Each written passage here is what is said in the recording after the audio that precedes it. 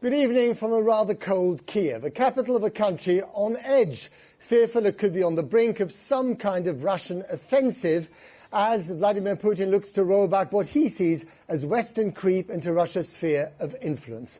Western intelligence agencies estimate that more than 100,000 Russian troops amassed on the border with Ukraine. Satellite images show large build-ups of military equipment on bases near the border and also in the Crimea, which Russia, of course, seized from Ukraine in 2014. Russian-backed separatists declared Donetsk and Luhansk an independent region that same year. Many fear both moves are a prelude to further expansion. Here, whilst one eye is on its aggressive neighbour, the other is on Geneva, where a week of very important talks between US and Russian diplomats have begun in an effort to calm tensions and avoid any potential military action. But hopes are not high. The US Secretary of State yesterday said, and I quote, "Russia has a gun to the head of Ukraine." Kiev is dotted with monuments to Ukraine's Cossack warrior past. But Christmas never fails to distract here. They're still celebrating thanks to the Orthodox calendar. The winter air is filled with a sweet sense of mulled wine and family laughter. Forgetting for a minute that the future of their country hangs in the balance, discussed at talks at which their government is not present. It's a world away from the events in Geneva today. Russia's Deputy Foreign Minister, Sergei Ryabkov, has come with demands about the future of security in Ukraine and Eastern Europe that are unacceptable to Kiev, to NATO, and indeed to the US. The Russians sizing up the American Deputy Secretary of State, Wendy Sherman. Not even an elbow bump to break the ice. Geopolitical distancing. After 8 hours of talks, the first day concluded in Geneva with little sign of progress.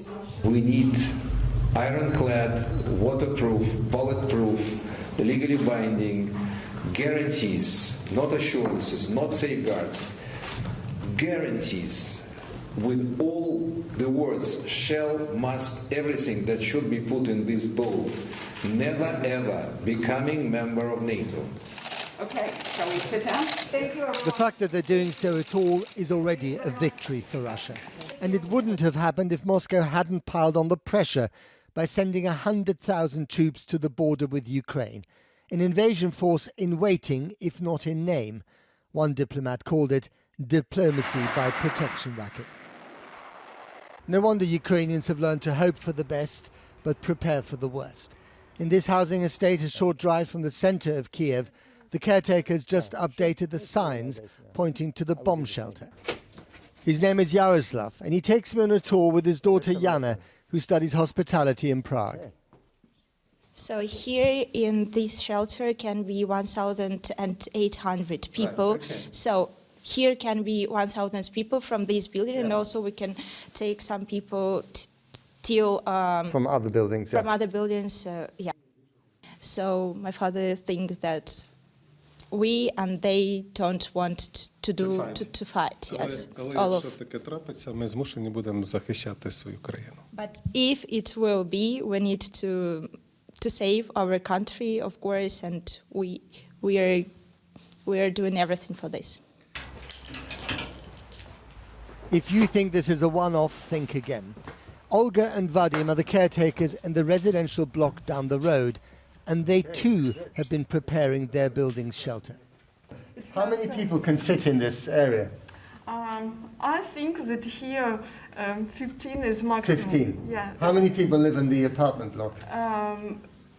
1,000. 1,000? Yes, and we have only 5 basement room. So you have room for, let's say, 80 people? Maybe. It's hard to imagine these rooms, this warren, being used as a shelter, but that's exactly what they're preparing it for. And if it did come to a conflict, and if there was bombardment here, you can just imagine this place crammed full of dozens of families. And to be honest, it'd be absolutely terrifying down here. Olga's real home is in fact in Crimea, but she left after the Russian occupation almost 8 years ago. So the idea that Ukrainians and Russians are brothers and that Russia would embrace Ukraine again, how do you feel about that? No, I think we are not brothers and sisters. We are separate countries, and we feel like we are like small bad brother. They don't like us, but they need us for something. And you don't want that to happen? No, we wanted to be a strong country and independent country. That view will surely disappoint the inscrutable metal matron on the hill who still bears the emblem of the superpower that put her there. The imposing-looking Motherland Monument in Kiev, it commemorates the Great Patriotic War, when Stalin led the Soviet Union, which of course then included Ukraine, to victory against Nazi Germany. This is the spirit that Moscow would like Ukraine to channel today. But many people in this country don't want to turn the clock back. And although this may be one of the tallest monuments in the country, it is not one of the most popular.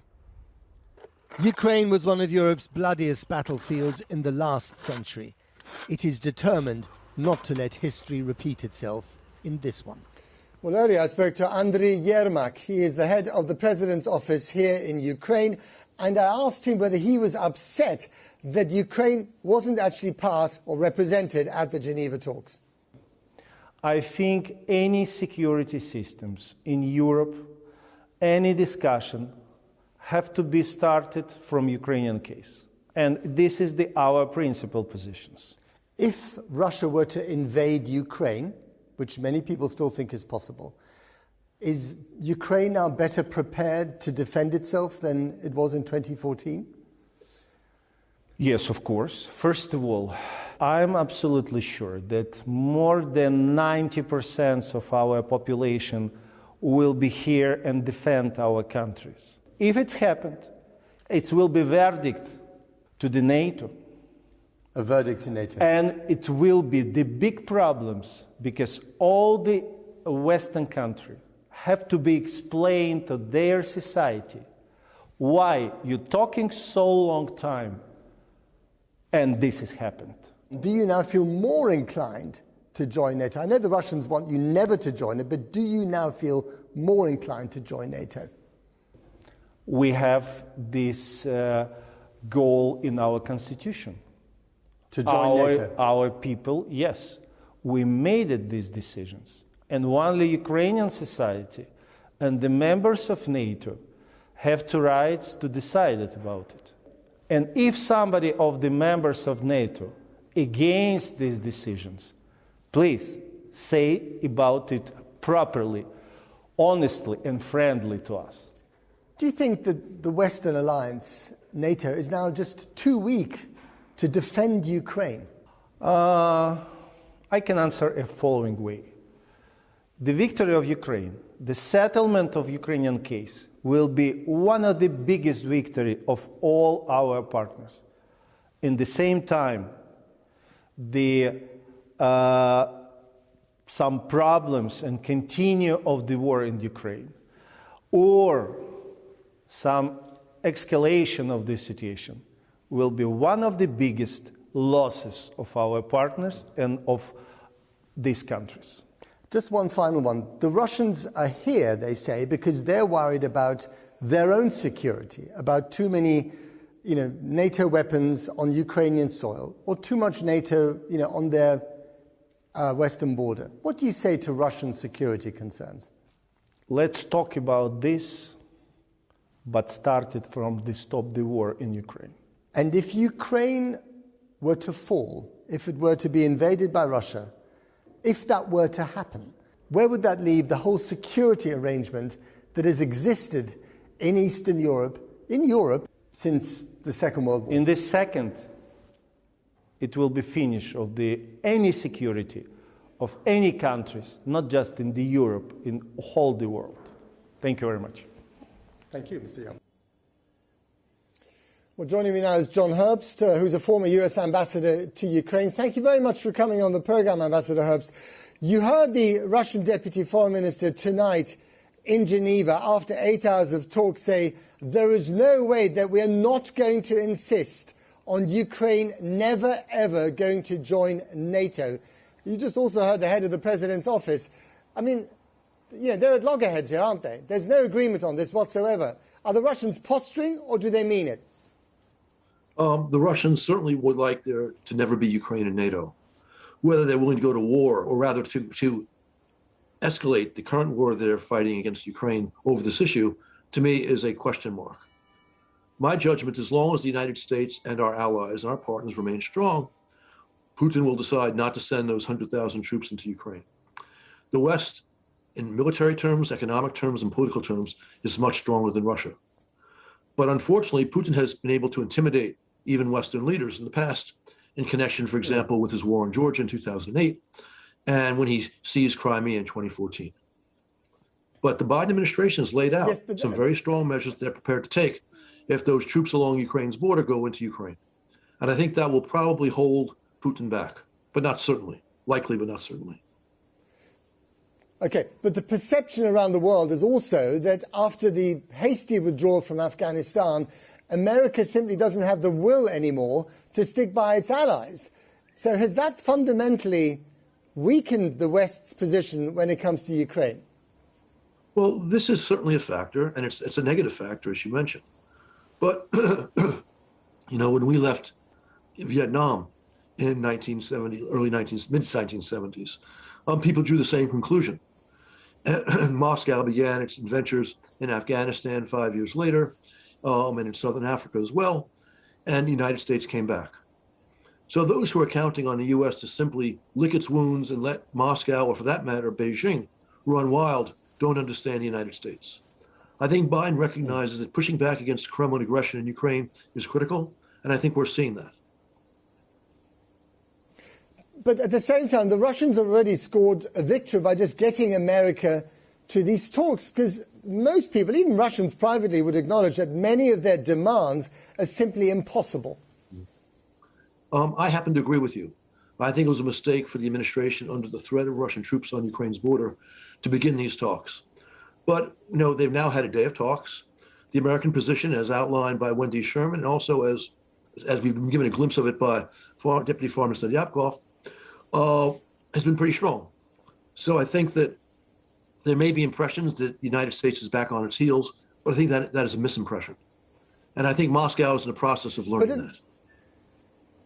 Okay, but at the same time, demands like Finland and Sweden should never join NATO, any NATO troops, on Polish or Baltic soil, Baltic Republic soil, should be withdrawn.